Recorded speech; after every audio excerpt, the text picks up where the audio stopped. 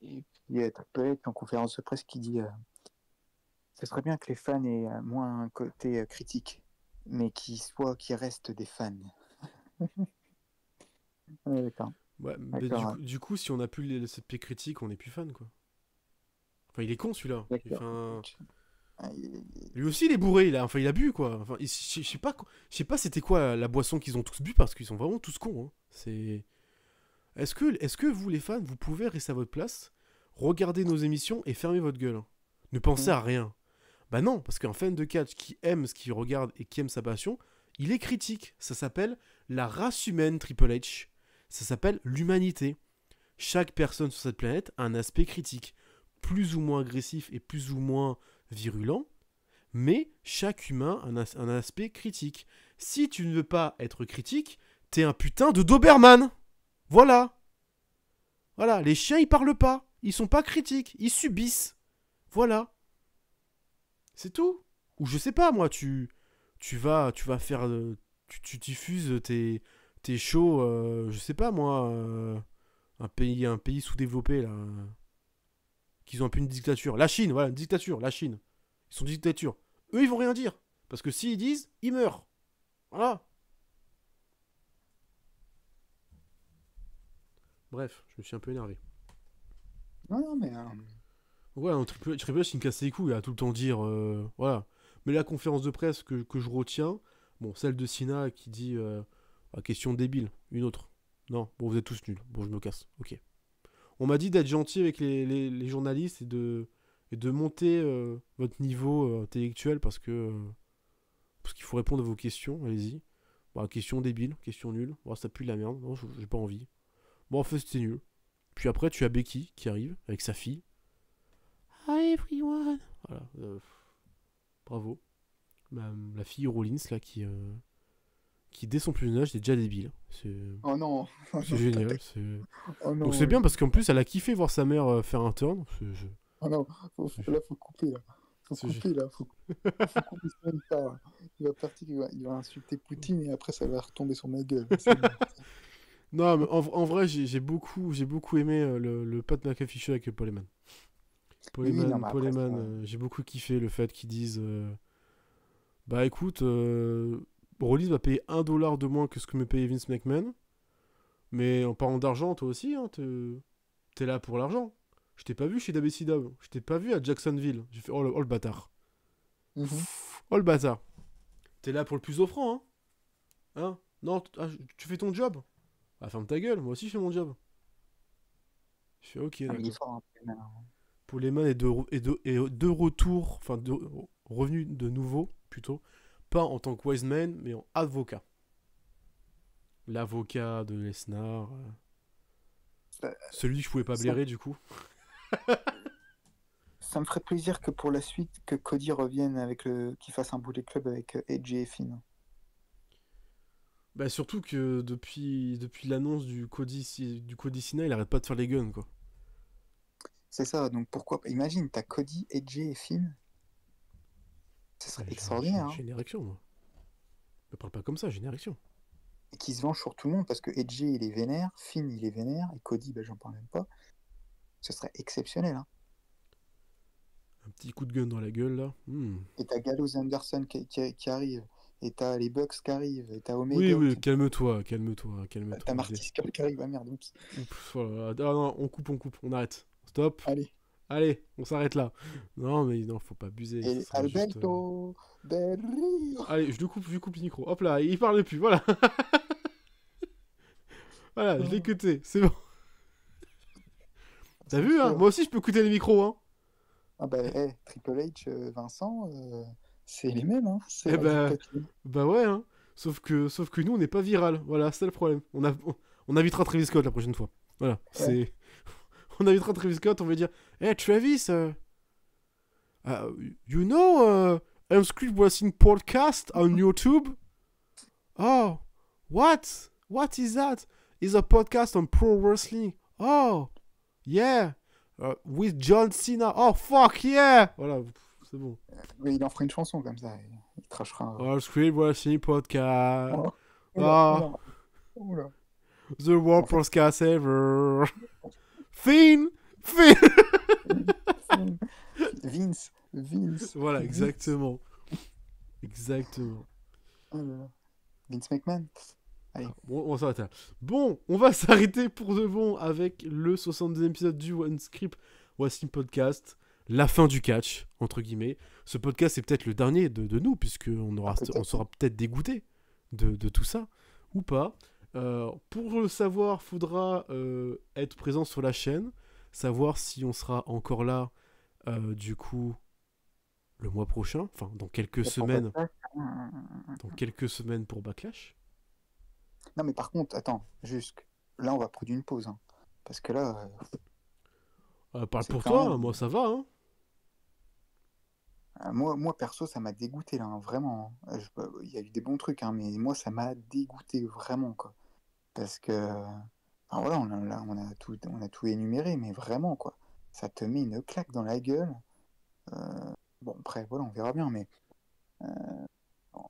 Voilà, quoi. Bon, écoute, moi ça va. Hein. Moi je me sens bien. Après, si c'était trop pour toi, je trouverai Nico. Voilà, Nico. Voilà, tu te trouves Nico. Je vais enregistrer avec Nico, c'est pas grave. Nico, il a l'air sympa. Tu feras comme Cameron avec sa poupée. Voilà, exactement. Alors Nico, t'en penses quoi? Ah, je pense que c'est vraiment de la merde. T'as vraiment raison, Vince. T'es le meilleur. Voilà. Bon, voilà. T'auras été- Ouais. d'accord avec toi. Tu sais quoi, Vince, t'avais raison. Rollins, il méritait pas d'être dans le top 10. Ah, c'est ça, la putain. Ah, bah oui, bah là, c'est fini. Oh non. T'as raison, Vince. Antoine, c'est un enculé. Ah là là. Bref, on va s'arrêter là.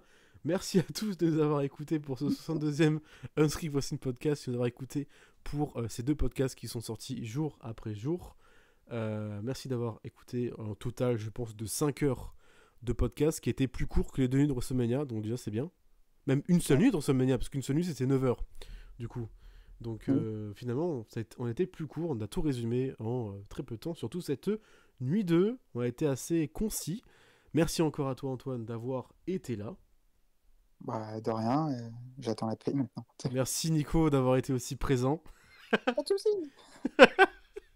Et puis on se dit à plus pour le Backlash, si jamais Antoine ou Nico sont dispo, évidemment.